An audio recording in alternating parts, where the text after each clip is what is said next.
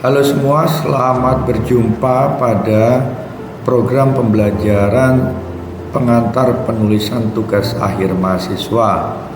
Pada topik kali ini saya akan menjelaskan tentang bab 2, yaitu tinjauan pustaka. Tinjauan pustaka biasa disebut juga dengan kajian pustaka, yang merupakan sebuah aktivitas untuk meninjau, mengkaji berbagai literatur dan dokumen yang sebelumnya telah dipublikasikan oleh akademisi atau peneliti lain terkait dengan topik yang akan diteliti.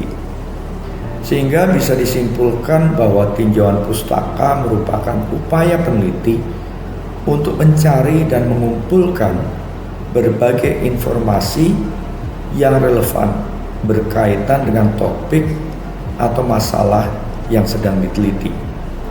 Semakin banyak peneliti menemukan dan menggunakan penelitian-penelitian sebelumnya yang erat kaitannya dengan topik penelitian, maka semakin besar pula tanggung jawab penelitian yang dilakukan.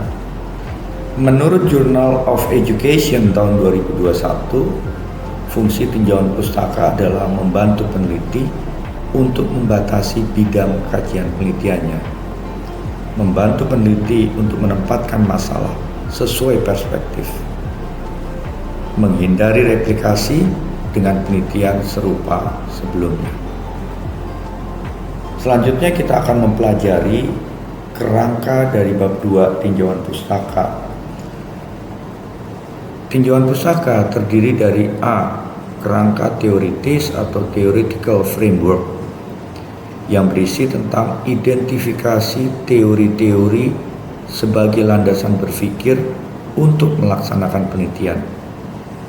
Teori yang diambil, yang digunakan berasal dari penelitian sebelumnya atau 5 tahun terakhir, yaitu berupa jurnal ilmiah.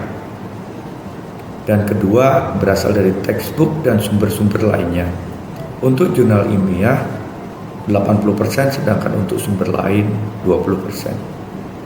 Isi selanjutnya dari tinjauan pustaka adalah B. Pengembangan hipotesis. Di dalamnya berisi jawaban yang sifatnya sementara terhadap rumusan masalah penelitian. Yang ketiga, C. adalah kerangka konseptual atau conceptual framework. Ini adalah sebuah kerangka berpikir atau juga bisa disebut dengan alur penelitian yang menggambarkan hubungan antar variabel maupun konsep yang diamati. Selain itu, kerangka konseptual juga berisi tentang definisi operasional dari variabel yang digunakan berdasarkan penelitian sebelumnya. Baiklah, sekarang kita memahami fungsi dari bab 2 tinjauan pustaka. Yang pertama adalah kerangka teoritis atau theoretical framework. Di sini fungsinya adalah menjelaskan teori-teori yang terkait dengan fenomena yang muncul pada bab 1 sekaligus memperkuat perumusan masalahnya. Sedangkan fungsi kita menjelaskan pengembangan hipotesis atau membuat pengembangan hipotesis adalah mencegah agar tidak terjadi pengumpulan data yang tidak relevan, sehingga ketelitian dari penelitian ini menjadi lebih tajam, terutama untuk menjawab permasalahan penelitian. Yang ketiga, pengembangan hipotesis berfungsi sebagai acuan, panduan, atau kerangka untuk mengarahkan penelitian. Yang ketiga, kerangka konseptual atau conceptual framework. Fungsinya adalah untuk membantu peneliti memahami hubungan antar variabel yang diamati, serta memperjelas alur penelitian dan model penelitian yang dibangun.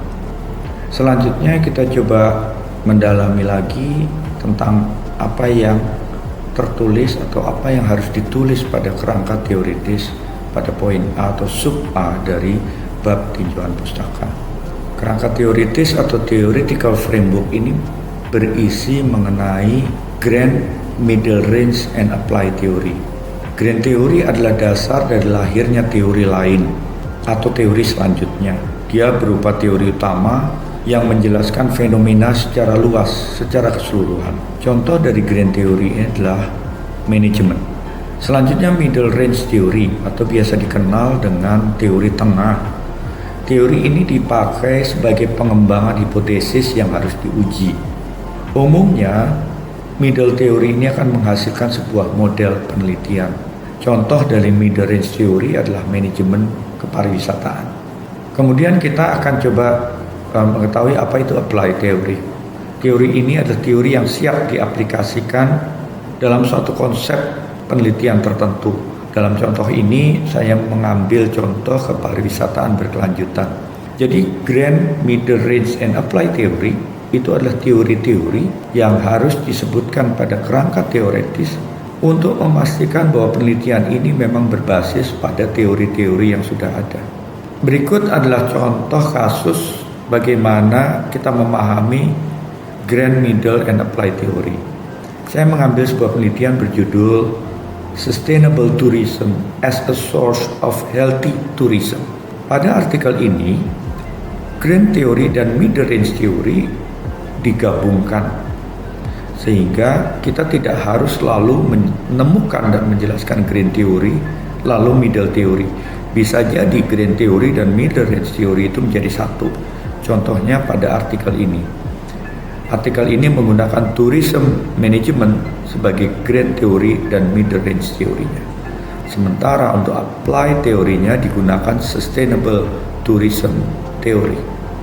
Baiklah, selanjutnya kita masuk pada subbab berikutnya dari tinjauan pustaka, yaitu pengembangan hipotesis dan kerangka konseptual. Poin B dan poin C. Kita membedakan menjadi dua, penelitian kualitatif dan penelitian kuantitatif, karena pengembangan hipotesis dan kerangka konseptualnya berbeda. Kita sekarang mempelajari penelitian kualitatif. Hipotesis yang dibangun pada penelitian kualitatif dikenal dengan hipotesis non-statistik. Dia tidak membutuhkan pengujian statistik, tapi berupa paparan kerangka model, konsep atau ide yang akan diteliti. Pada slide ini saya akan memberi contoh sebuah artikel kualitatif yang kerangka konseptualnya berupa kerangka model, konsep atau ide. Judul penelitiannya adalah Sustainable Tourism, The Elephant in the Room. Jika kita perhatikan pada garis merah yang tertulis di abstrak, di sini disebutkan bahwa research on sustainability and sustainable tourism has thus far avoided evaluating how tourists actually understand this term. Penelitian ini ingin menjelaskan bagaimana terminologi sustainable tourism itu dipahami oleh orang atau oleh wisatawan. Nah, untuk mencoba memahami definisi dari sustainable tourism, maka penelitian ini memunculkan kerangka model seperti di sebelah kanan. Di situ akan terlihat beberapa kata yang mewakili perspektif dari turis ketika ditanyakan tentang terminologi sustainable tourism. Jadi pada subbab pengembangan hipotesis dan kerangka konseptual penelitian kualitatif ini yang dimunculkan adalah kerangka model. Kemudian kita akan mencoba melihat pengembangan hipotesis dan kerangka konseptual dari penelitian kuantitatif agar para peneliti bisa membedakan bagaimana menulis pengembangan hipotesis dan kerangka konseptual pada dua penelitian yang berbeda. Pada slide ini terlihat bahwa pengembangan hipotesisnya dilakukan pada penelitian kuantitatif, di mana pengembangan hipotesis menjadi pedoman bagi pelaksanaan penelitian ini, serta menggunakan statistik inferensial atau analisis inferensial yang digunakan untuk menguji lebih lanjut pengembangan hipotesisnya. Statistik inferensial adalah suatu teknik untuk menganalisis data pada sebuah populasi melalui data sampel yang didapatkan. Proses menganalisisnya dilakukan dengan cermat sehingga akan diperoleh suatu kesimpulan perilaku sampel yang menentukan keseluruhan jumlah populasi. Pada gambar di bawah terlihat bagaimana kerangka konseptual dari penelitian kuantitatif berbeda dengan kerangka konseptual dari penelitian kualitatif. Pada penelitian kuantitatif juga dimunculkan statement tentang hipotesis, seperti pada kotak di sebelah kiri terlihat ada H1, H2, H3, H4, dan H5.